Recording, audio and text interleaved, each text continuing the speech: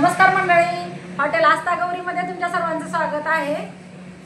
आज संध्याकाळी म्हणजे गुरुवारी, प्रत्येक गुरुवारी संध्याकाळी आपल्या हॉटेलला सुट्टी असते आणि आम्हाला पण थोडासा वेळ भेटलेला आहे।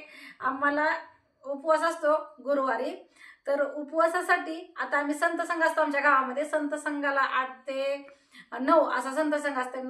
संत संघ करून आलेलो आहेत आणि आम्हाला उपवास सोडायचे आहेत। तर उपवास सोडण्यासाठी भाजीची तयारी लावली। इकडे दाखवा कशाची भाजी बनवणार आहोत आपण।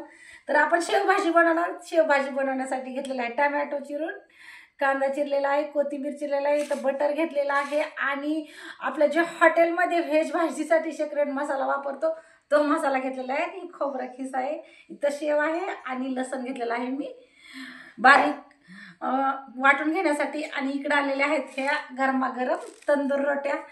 व्हेज भाजी सोबत तंदूर रोटी एकदम मस्त लागते। आणि कधी पण तुम्हाला व्हेज किंवा नॉनव्हेज ट्राय करायचं असेल तर नक्कीच भेट द्या हॉटेल आस्था गौरी, पांगरी, एडेश्वरी रोड, उक्कडगाव।